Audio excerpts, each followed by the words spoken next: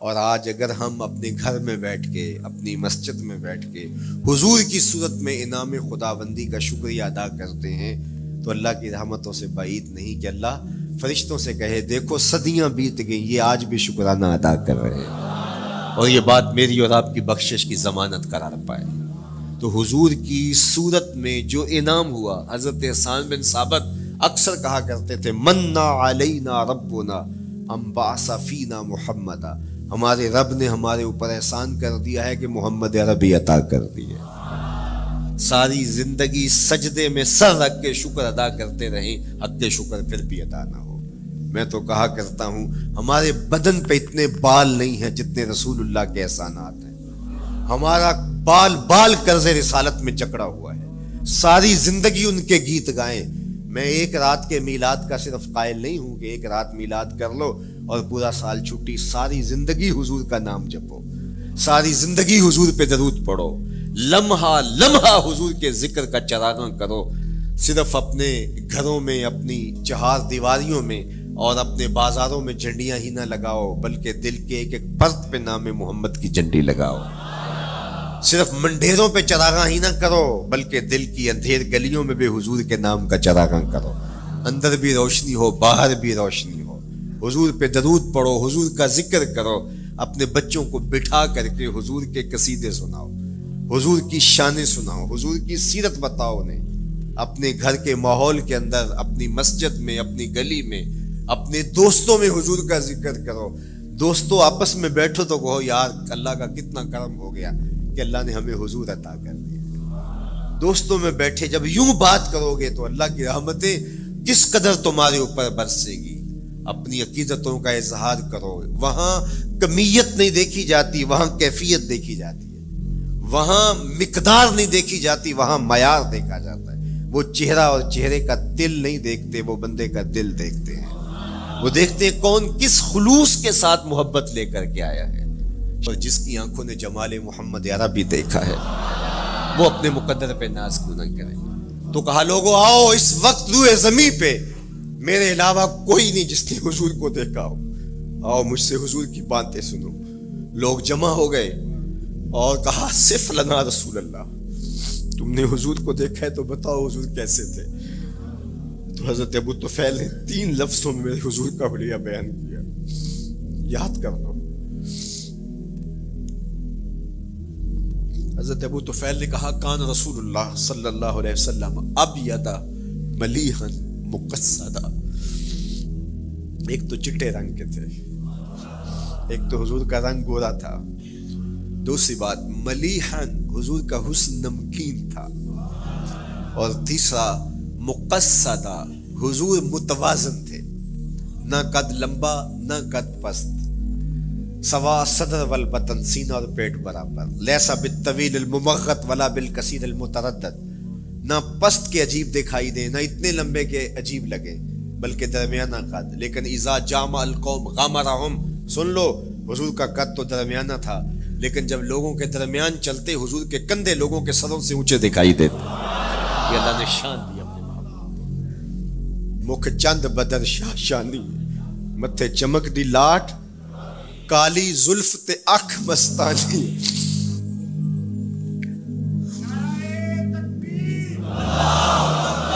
کالی زلف تے اکھ مستانی ہے، مخمور رکھی ہیں مد بھری۔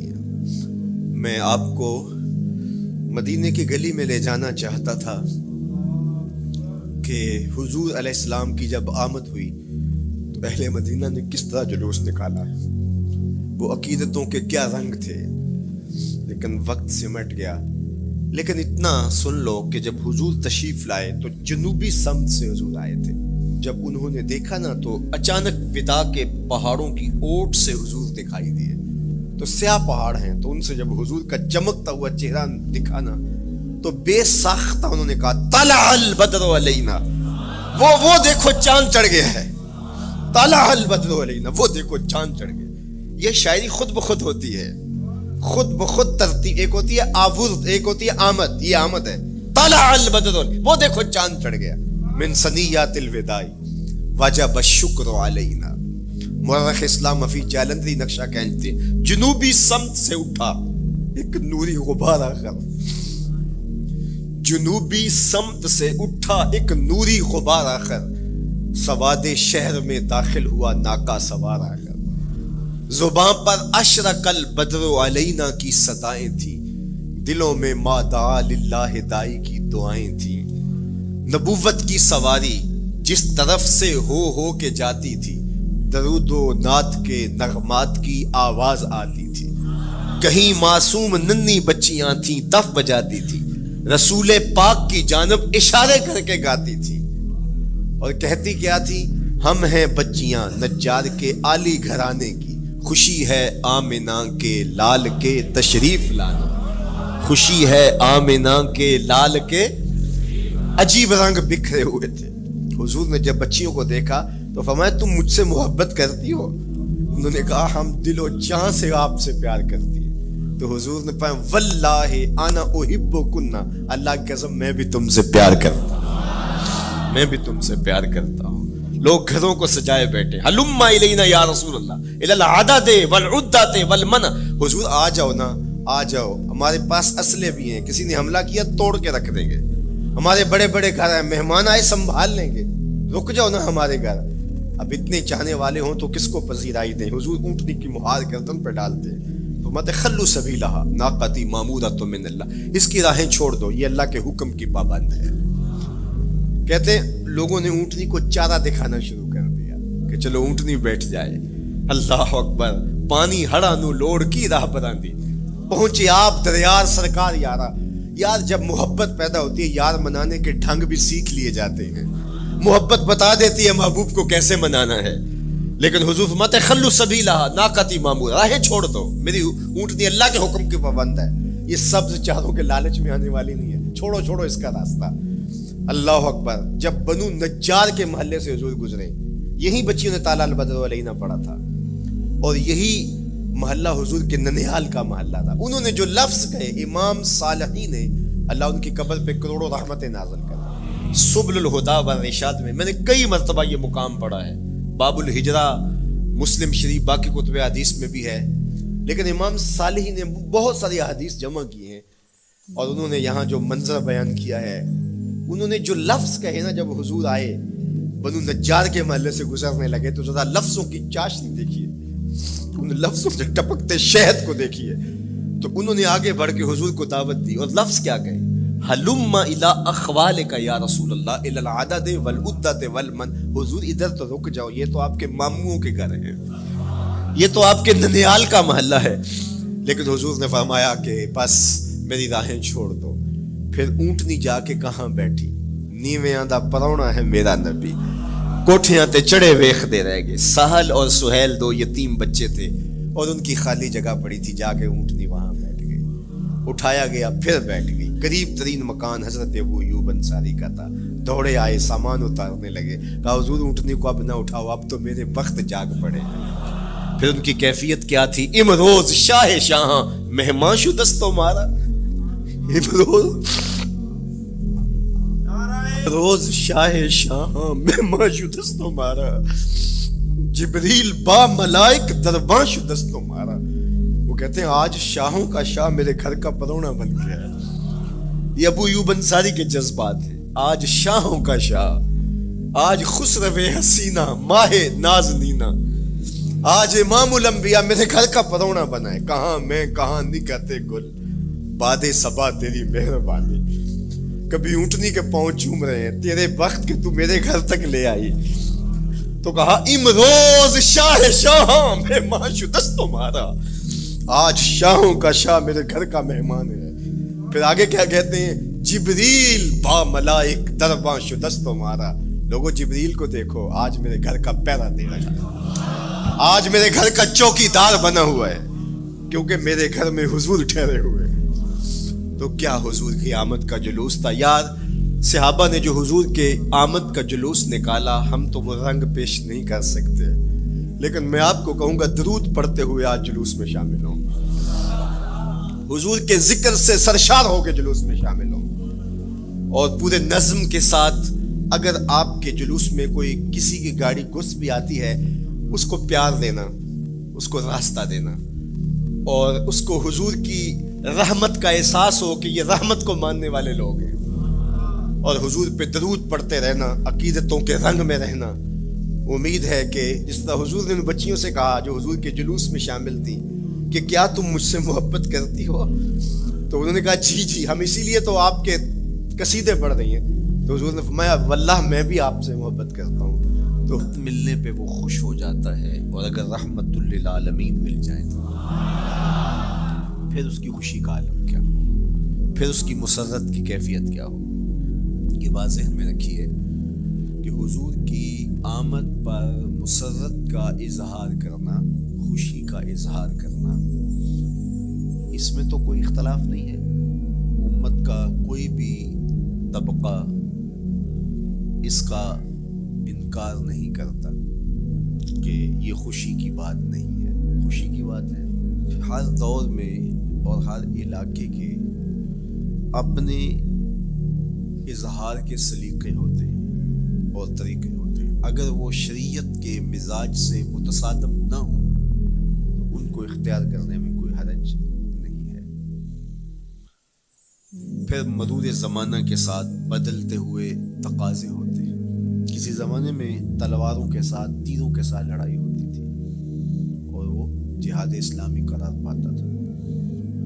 آج کی لڑائی میزائلوں کے ساتھ اور ٹینکوں کے ساتھ ہے، اور یہ بھی جہاد اسلامی قرار پاتا ہے۔ کوئی کہے کہ تیر و تفنگ کو چھوڑ کے، نیزہ و بالا کو چھوڑ کے، شمشیروں کو چھوڑ کے یہ میزائلوں پہ آ جانا، یہ ٹینکوں پہ اور یہ جدید آلات حرب پہ آ جانا، یہ دانشمندی نہیں ہے، یہ سنت سے انحراف ہے۔ تو میاں تو سنت کے مفہوم کو نہیں سمجھا۔ اس دور میں آلات حرب وہ تھے، بدلتے تقاضوں کے ساتھ آلات حرب یہ ہوئے، تو وہ بھی عین جہاد اسلامی تھا، یہ بھی عین جہاد اسلامی ہوگا۔ اسی طرح خوشی کے مختلف طریقے ہیں۔ کسی زمانے میں بالکل پرانے لوگ جانتے ہیں، جب کسی کے ہاں خوشی آتی تو وہ گڑ کی روڑیاں بانٹتا، یہ پرانا طریقہ۔ پھر اس کے بعد پتاشے بانٹنا شروع ہو گئے لوگ، پھر اس کے بعد وہ شکر پارے آ گئے، اس کے بعد پھر لڈو آ گئے، پھر موتی چور، اور پھر نہ جانے کیا کیا۔ لیکن روح ایک ہی ہے۔ جو گڑ بانٹنے سے مسرت کا اظہار تھا، وہی آج جدید جو ہمارے پاس مٹھائی کی اقسام ہیں ان کو بانٹنے سے بھی وہی مقصود ہے۔ کسی زمانے میں کسی کے ہاں بیٹا ہوتا تو وہ گھر کے دروازے پہ پتے باندھ دیا کرتے تھے۔ یہ اس دور کی جھنڈیاں تھیں، اظہار کے لیے کس گھر میں خوشی آئی ہے۔ تو آج کے دور میں تو ہمیں پتے باندھے ہوئے نہیں ملتے۔ آج گھروں کے اندر ولادت مبارک کے یا مختلف طرح کے غبارے لگا دیے جاتے ہیں یا جھنڈیاں لگا دی جاتی ہیں۔ تو مختلف بدلتے ہوئے ادوار میں وہ طریقے ضرور بدلے، لیکن جہاں تک مسرت کا اظہار ہے وہ روح بعین ہی ہر دور میں، ہر علاقے میں، ہر جو ہے وہ کلچر میں موجود ہے۔ کسی بھی خوشی پہ مسرت کا اظہار، مسرت اور سرور اور کیفیت کا اظہار، یہ انسانی زندگی ہے۔ اسلام ہمیں مسرتوں کے اظہار اور شکرانے کی صورت کے بہت سارے طریقے دیے، اس میں سے روزہ رکھنا بھی ہے۔ ان طریقوں میں سے ایک طریقہ نوافل ادا کر کے شکر کا اظہار کرنا بھی ہے۔ خیرات بانٹ کے لوگوں کو کھانا کھلا کے مسرت کا اظہار کرنا ہے، لوگوں کو لباس پہنا کے مسرت کا اظہار کرنا ہے۔ اور اسی طرح دعوت ہے، مختلف مواقع پہ مختلف چیزیں ہیں۔ پیر کے دن حضور علیہ السلام روزہ رکھتے تھے۔ پوچھا حضور آپ پیر کے دن روزہ کیوں رکھتے ہیں؟ قال فیہ ولدت، کہا اس دن میں پیدا ہوا تھا۔ تو اپنی ولادت کا حضور دن پیر روزہ رکھ کے اللہ کے شکرانے میں دن گزارتے تھے۔ وہ حضور علیہ السلام کی زندگی کا ایک ایک لمحہ رب کے تشکر میں بسر ہوتا ہے، لیکن حضور نے اس کی وجہ بیان کر دی کہ میں اس دن کا روزہ خاص طور پہ اس لیے رکھتا ہوں، فیہ ولدت، اس دن میری ولادت ہوئی تھی۔ اللہ اکبر۔ تو حضور کی ولادت اللہ کی بہت بڑی نعمت اور اس پر شکرانہ خود میرے حضور نے ادا کیا ہے۔ علماء نے لکھا ہے کہ حضور کی ولادت کی خوشی یہ اللہ کی رضا کا سبب اور ذریعہ ہے۔ آپ نے سنا علماء سے کہ دین کا سب سے بڑا دشمن جس کا نام لے کے مذمت کی گئی وہ ابو لہب ہے۔ پورے قرآن میں کسی اور کافر کا ابو جہل کا نام بھی نہیں، عتبہ عتیبہ اور امیہ کا نام بھی نہیں ہے، لیکن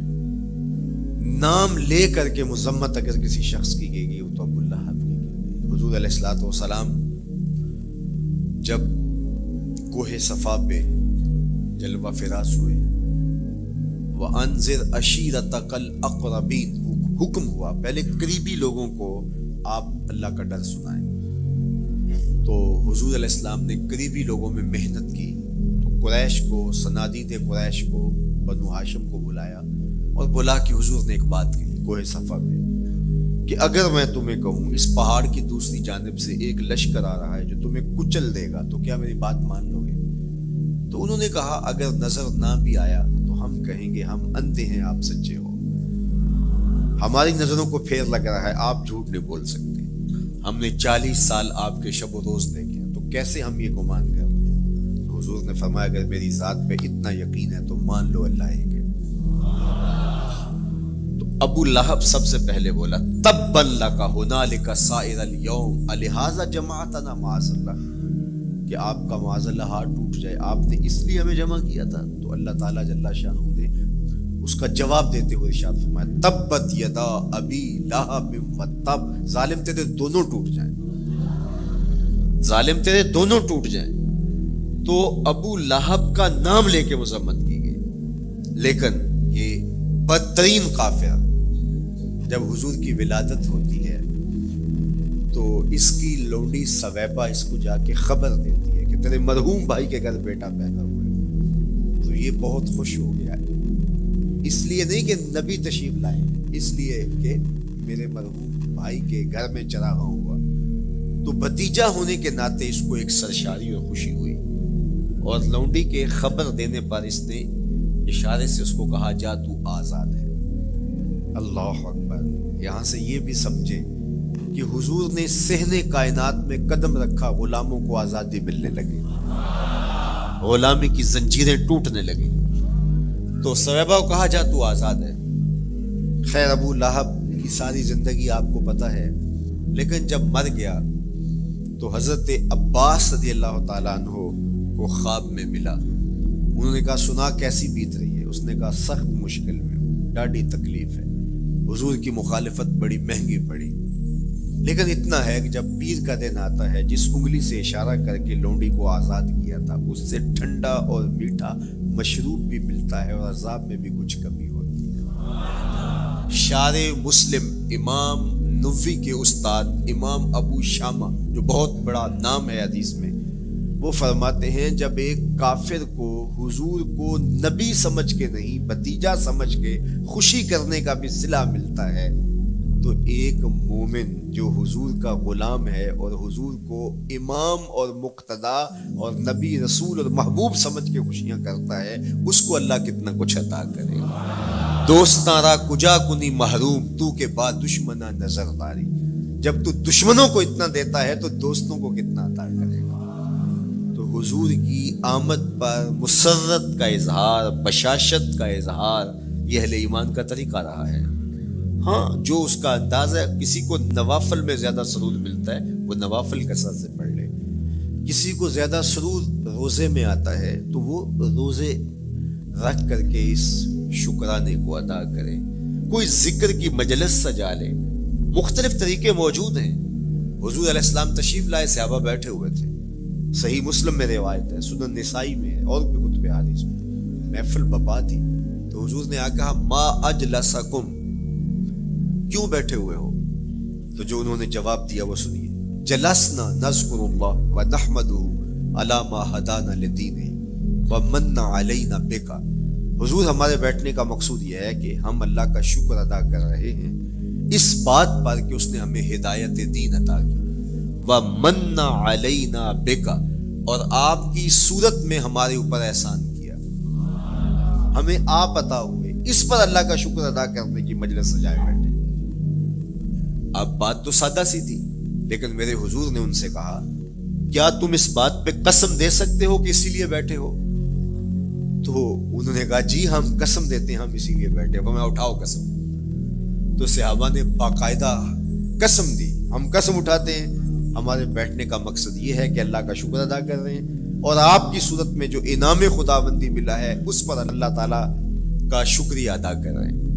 حضور نے باقاعدہ ان سے قسم لی اور انہوں نے باقاعدہ قسم دی۔ اب صحابہ کو حیرت تو تھی کہ یہ موقع قسم کا تو نہیں تھا، لیکن حضور نے قسم لی ہے، کیوں؟ حیرت و استعجاب کی کیفیت تھی۔ حضور علیہ السلام نے فرمایا صحابہ میں تم سے جو ابھی قسم لی ہے یہ کسی تہمت کی بنیاد پر نہیں لی، یعنی تمہارے قول کی صداقت میں مجھے کوئی شک نہیں تھا کہ میں نے قسم سے تصدیق کی ہو، بلکہ اس کا سبب اور تھا۔ بعض اوقات قسم اس لیے کی جاتی ہے کہ کسی متردد ذہن کو مطمئن کرنا ہوتا ہے، اور بعض اوقات قسم واقعہ کی اہمیت کو بڑھانے کے لیے کی جاتی ہے۔ کوئی بندہ کہہ رہا ہے کہ جناب فلاں صاحب آ رہے ہیں ہمارے گھر میں، مہمان آ رہے ہیں، تو گھر کے اچھا کہتا ہاں قسم اللہ کی، تو اس کا یہ مطلب نہیں کہ اس کے شک ہوتا ہے، اس کی خوشی اور اس کی مسرت کے اظہار کو بڑھانے کے لیے وہ کہتا ہے کہ ہمارے گھر کے اندر آج فلاں آ رہا ہے، تو وہ کہتا اچھا کہتا ہاں ہاں قسم اللہ کی وہ آ رہا ہے۔ تو یہ متردد کا شک دور کرنے کے لیے قسم نہیں ہے، یہ بلکہ اس کی خوشی اور سرشاری کو پختہ کرنے کے لیے ہے۔ تو عربوں میں قسم مختلف وجہ سے کی جاتی تھی، تو حضور نے فرمایا یہ جو میں نے تم سے قسم لی ہے یہ کسی تہمت کی بنیاد پہ نہیں لی، بلکہ اس قسم کا سبب کیا ہے سنو۔ پھر حضور نے خود بتایا، فرمایا تم یہاں بیٹھے تھے، میں حجرے میں بیٹھا تھا، اتانی جبریل علیہ السلام، میرے پاس جبریل امین حاضر خدمت ہوئے، فاخبرنی ان اللہ یباہی بکم الملائکہ، تو مجھے انہوں نے خبر دی ہے، محبوب ذرا باہر تو نکل کے دیکھو، صحابہ تمہارے اس عمل پر اللہ فرشتوں میں ناز کر رہا ہے، اللہ فرشتوں میں فخر کر رہا ہے کہ دیکھو میں نے ان کو نعمت دی، کتنے قدردان نکلے، اس نعمت کا شکرانہ ادا کر رہے ہیں۔ اور آج اگر ہم اپنے گھر میں بیٹھ کے، اپنی مسجد میں بیٹھ کے حضور کی صورت میں انعام خداوندی کا شکریہ ادا کرتے ہیں تو اللہ کی رحمتوں سے بعید نہیں کہ اللہ فرشتوں سے کہے دیکھو صدیاں بیت گئیں، یہ آج بھی شکرانہ ادا کر رہے ہیں، اور یہ بات میری اور آپ کی بخشش کی ضمانت قرار پائے۔ تو حضور کی صورت میں جو انعام ہوا، حضرت حسان بن ثابت اکثر کہا کرتے تھے منا علینا ربنا ام بعث فینا محمدا، ہمارے رب نے ہمارے اوپر احسان کر دیا ہے کہ محمد عربی عطا کر دیے۔ ساری زندگی سجدے میں سر رکھ کے شکر ادا کرتے رہیں، حق شکر پھر بھی ادا نہ ہو۔ میں تو کہا کرتا ہوں ہمارے بدن پہ اتنے بال نہیں ہیں جتنے رسول اللہ کے احسانات ہیں، ہمارا بال بال قرض رسالت میں جکڑا ہوا ہے، ساری زندگی ان کے گیت گائیں۔ میں ایک رات کے میلاد کا صرف قائل نہیں ہوں کہ ایک رات میلاد کر لو اور پورا سال چھٹی، ساری زندگی حضور کا نام جپو، ساری زندگی حضور پہ درود پڑھو، لمحہ لمحہ حضور کے ذکر کا چراغاں کرو، صرف اپنے گھروں میں، اپنی چہار دیواریوں میں اور اپنے بازاروں میں جھنڈیاں ہی نہ لگاؤ، بلکہ دل کے ایک ایک پرت پہ نام محمد کی جھنڈی لگاؤ۔ صرف منڈیروں پہ چراغاں ہی نہ کرو، بلکہ دل کی اندھیر گلیوں میں بھی حضور کے نام کا چراغاں کرو، اندر بھی روشنی ہو باہر بھی روشنی ہو، حضور پہ درود پڑھو، حضور کا ذکر کرو، اپنے بچوں کو بٹھا کر کے حضور کے قصیدے سناؤ، حضور کی شانیں سناؤ، حضور کی سیرت بتاؤ انہیں، اپنے گھر کے ماحول کے اندر، اپنی مسجد میں، اپنی گلی میں، اپنے دوستوں میں حضور کا ذکر کرو۔ دوستوں آپس میں بیٹھو تو کہو یار اللہ کا کتنا کرم ہو گیا کہ اللہ نے ہمیں حضور عطا کر دیا۔ دوستوں میں بیٹھے جب یوں بات کرو گے تو اللہ کی رحمتیں کس قدر تمہارے اوپر برسے گی۔ اپنی عقیدتوں کا اظہار کرو، وہاں کمیت نہیں دیکھی جاتی، وہاں کیفیت دیکھی جاتی ہے، وہاں مقدار نہیں دیکھی جاتی، وہاں معیار دیکھا جاتا ہے۔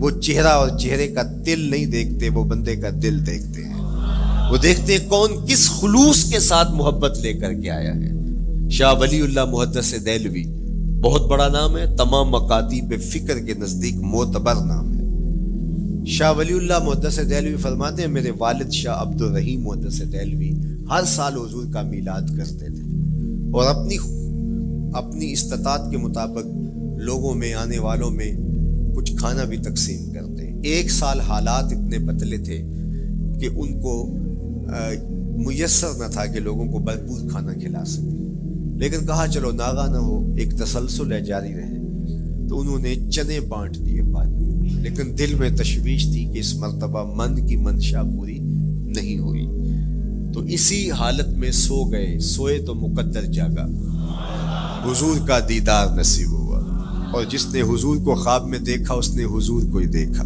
من رآنی فی المنام فقد رآنی، فرمایا جس نے مجھے خواب میں دیکھا اس نے مجھے ہی دیکھا۔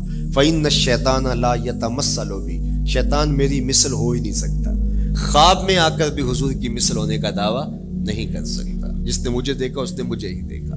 اور دوسری بات، حضور جس کے خواب میں آئے قصد، ارادے اور مرضی سے آئے۔ تیسری بات، حضور علیہ الصلوۃ والسلام نے خواب میں کسی کو کچھ عطا کیا تو وہ حقیقت میں عطا کیا۔ ویسے میں خواب میں کسی سے کچھ لیتا ہوں، آپ خواب میں کسی سے کچھ لیتے ہیں یا کسی کو کچھ دیتے ہیں تو وہ محض خواب ہوتا ہے۔ آپ نے کسی سے قرض لینا ہو تو وہ خواب میں آ کے ادا کر دیں، تو صبح اٹھ کے کھاتے سے نام کاٹ دیں گے؟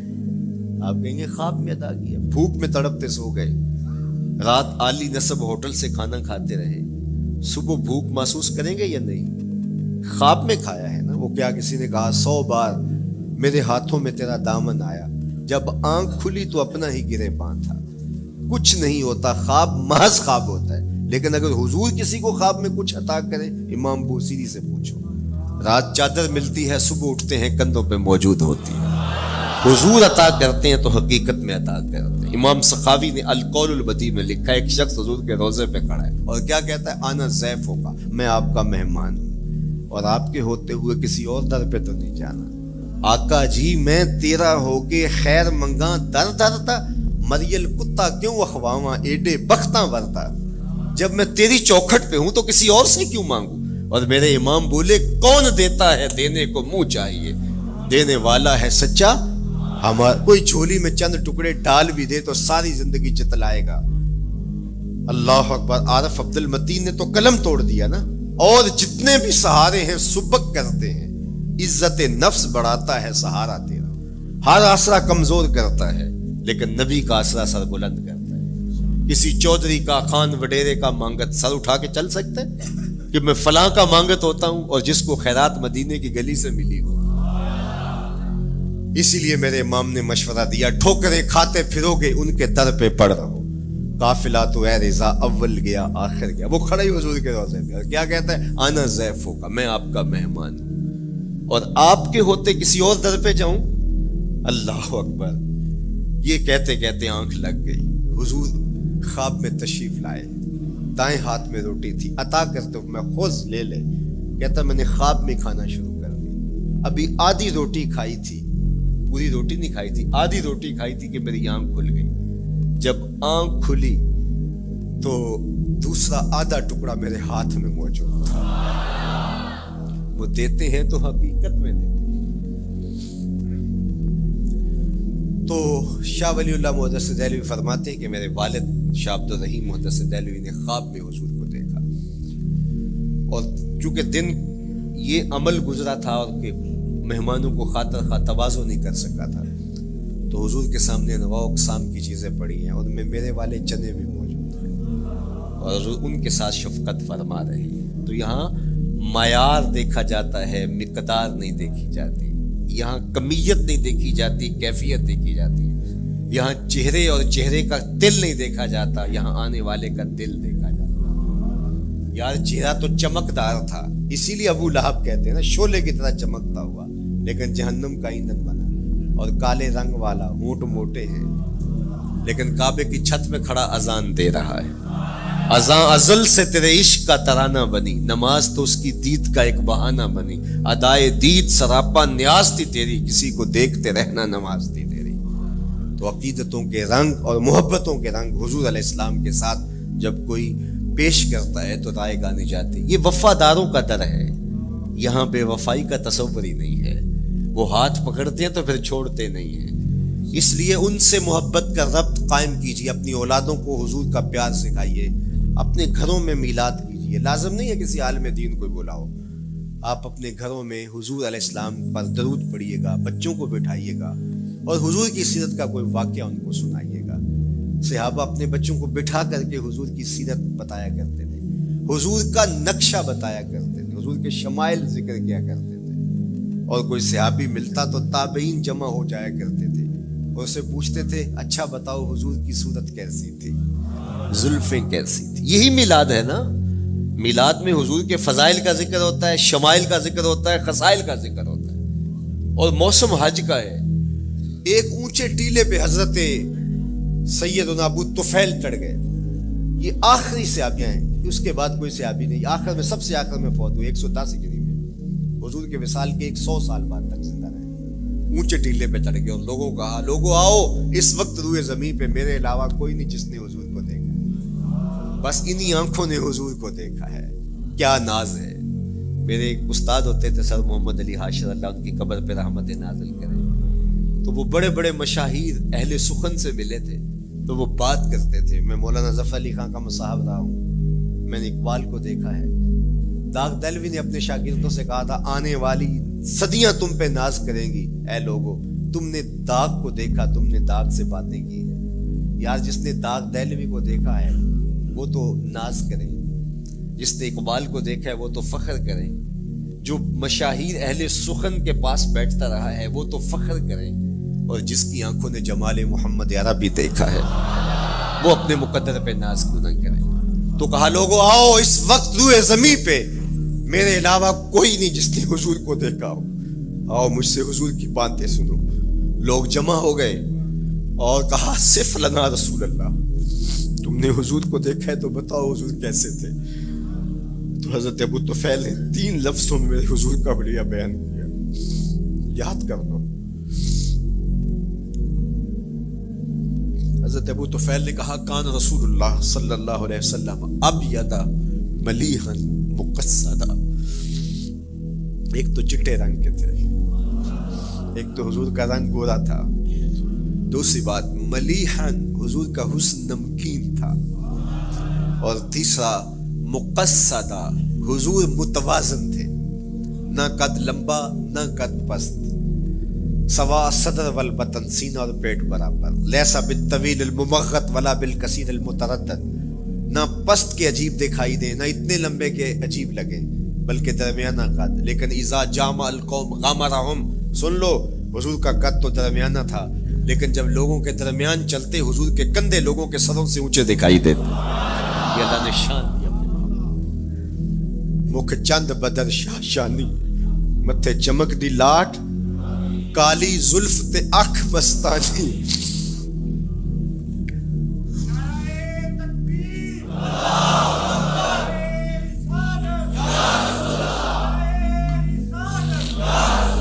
کالی زلف تے اکھ مستانی ہیں, مخمور رکھی ہیں مد بھریاں. لیکن میں آپ کو کہوں گا درود پڑھتے ہوئے آج جلوس میں شامل ہوں, حضور کے ذکر سے سرشار ہو کے جلوس میں شامل ہوں, اور پورے نظم کے ساتھ. اگر آپ کے جلوس میں کوئی کسی کی گاڑی گھس بھی آتی ہے اس کو پیار دینا, اس کو راستہ دینا, اور اس کو حضور کی رحمت کا احساس ہو کہ یہ رحمت کو ماننے والے لوگ ہیں, اور حضور پہ درود پڑھتے رہنا, عقیدتوں کے رنگ میں رہنا. امید ہے کہ جس طرح حضور نے ان بچیوں سے کہا جو حضور کے جلوس میں شامل تھیں کہ کیا تم مجھ سے محبت کرتی ہو, تو انہوں نے کہا جی جی, ہم اسی لیے تو آپ کے قصیدے پڑھ رہی ہیں. تو حضور نے فرمایا واللہ میں بھی آپ سے محبت کرتا ہوں. تو ہو سکتا ہے حضور ہمیں فرمائیں میرے میلاد کے جلوس میں آنے والوں میں بھی تم سے محبت کرتا ہوں. اللہ آپ کو سلامت رکھے. وآخر دعوانا ان الحمد.